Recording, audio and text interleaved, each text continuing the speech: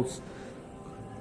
Recently, we saw your opponent break out with the split, against, well, not against, but with, I correct this, with Abel Sanchez. What are your thoughts when you get to see certain things like that? Is it that you believe, is it we could call it loyalty or disloyalty? How do you think, or how do you react when you see certain things like that? You know what? Honestly, I'm not in that. Like, I wasn't in that position. I don't know all the ins and outs, so I can't really say anything, Judge, because I don't know what really happened. So, I mean, I think that's between Gennady and Abel, and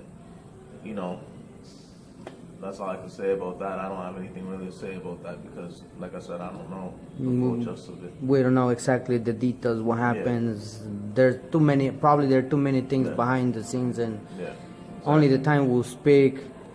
But when it comes from you, like, and you and your trainer, is it the relationship work, like a family, like a business, or how do you consider the relationship between a boxer and trainer? Absolutely. Both of my trainers, not only are they my trainers, they're like my brothers as well. So I think that helps, and it means so much when you have like that family type of a relationship. It's not just a fighter or just somebody that's getting in there. Fighters come and go. It's somebody that genuinely cares about you and loves you. You know what I mean? So you can feel the passion when you're training, and even though it's only two men in the ring, they're there with you. There you go. Here, you know what I mean? So I think it's very important. You develop a relationship, and a fighter and a trainer have a close kind of family type relationship like that. I definitely, that's just my opinion. I agree, and I like to hear different opinions, and I totally respect your opinion.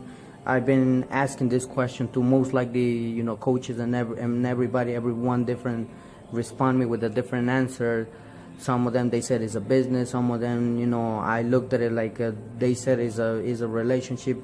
I think there was a fighter recently. He became a coach, Jamie Moore.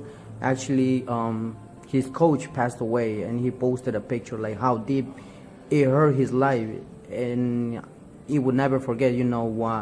This coach, teach him and gave him knowledge and everything. So that's one of the reasons that I ask certain questions like this, because everybody has a different opinion. Everybody builds a relationship with a coach, deeper. So some people they said that it's business. Some people they don't. And a great example, right? We looked at Danny Garcia and his father, Angel Garcia. Yeah. They work together, and to be honest, I'm looking forward to ask a question if I get to see them. How the relationship it is. I asked this question to one of the youngest athletes, and he responded with this. He says, "My father is my trainer. And the day that my father doesn't want me to train, I leave the sport of boxing." That's how deep is my relationship, because that's my father. And if he, God forbid, and he passed away or something like that, and then I might think, hire somebody, but it will never replace my dad. Yeah. But I just want to show and prove the world that relationship with different, people, it could go in a different ways. Because he said if my dad decides tonight, because he was going to fight, literally in the same day. He said, if my dad is not in that corner with me tonight, I just give it a phone call, and then I say, you know what, I'm done. Yeah. That's how, deep is my relationship. Yeah. And it's something, admirable when I get to hear all these stories. For people probably, they might say, oh, no, it's a business. Oh, no, it's a this, it's that. But I find, if you look just throughout the history of boxing and a lot of the successful boxers nowadays to the past, a lot of them been with one trainer for quite a long time, where, the fighter and the trainer gained notoriety and fame through the work that they've done through the relationship that started way back before the cameras and everything were there. I find like when people just treat it as a business, or even the same thing with fighters, they go coach to coach to coach to coach looking for something, and you kind of get mixed results. But if you see a lot of the successful boxers and stuff like that, they've been with trainers for like a long time. They've been with somebody that have that relationship. They develop that relationship with somebody that they've been with like most of their career. I mean, things happen. Sometimes people do outgrow each other, but yeah, overall, you see that they've been with one trainer for a long period. For a long period. Long period of their career. I say, I've seen many fighters that they break up, but some of them they stayed, long Yeah. period. Like I just mentioned, Jamie Moore, a fighter from the UK, if I'm not mistaken.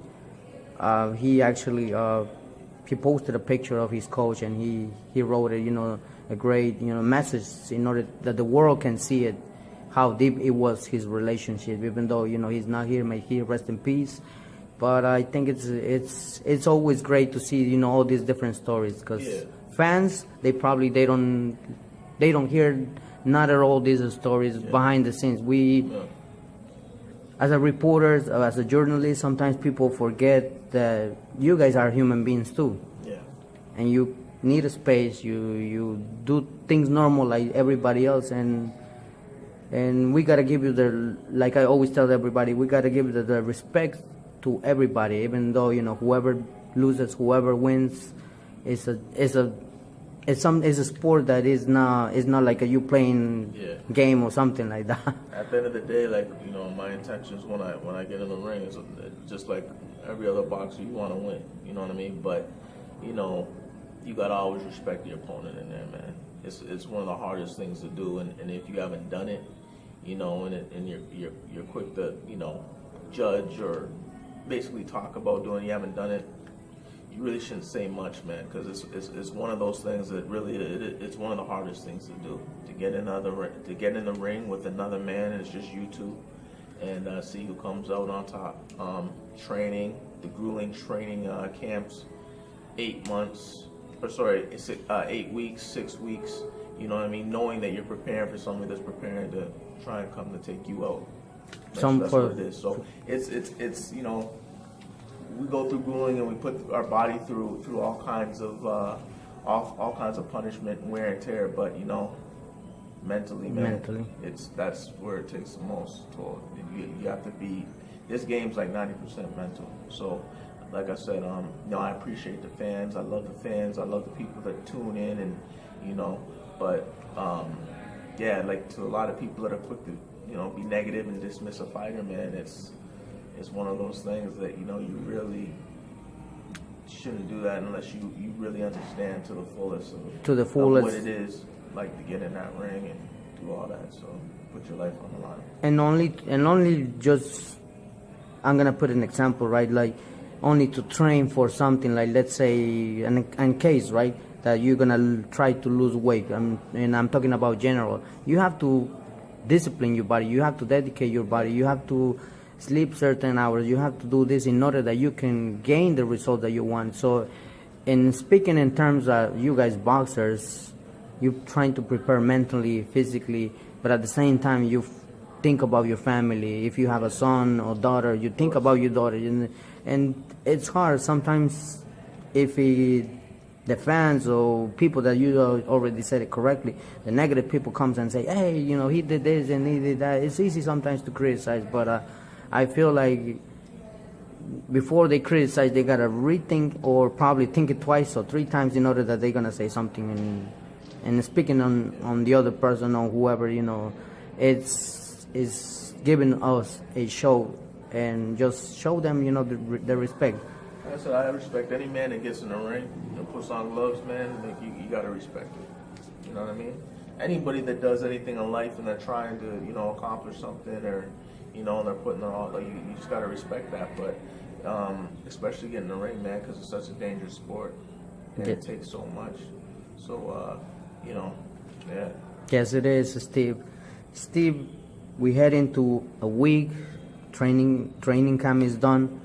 Media workout will come, press conference will come, and the day of the fight, June 8th, it will come. Yeah. And what's the message that you would like to send to the fight fans and everybody that will stay tuned and watch your fight? Just to tune in. I've been working hard behind the scenes. Like I said, I'm relatively unknown. This is my first big fight under the lights. This is the brightest lights I fought under, but this is something that I've been working so hard behind the scenes for. And I look forward to, giving the fans a great show, man. Giving the fights a great show. Yeah, and This is just the beginning. This is June 8th. I'm going to introduce myself to the world. Awesome. Looking forward to see a fight with Triple G, undercard with the rest of the fighters. Guys, stay tuned. June 8th. Do not miss out. Steve Rose against Triple G. We will see a great fight. Do not miss out everything. Thank you, Steve Rose. Thanks for everything. God bless you, and come out safety. And both of you guys come out safety from the ring. Thanks, my man. Thank you.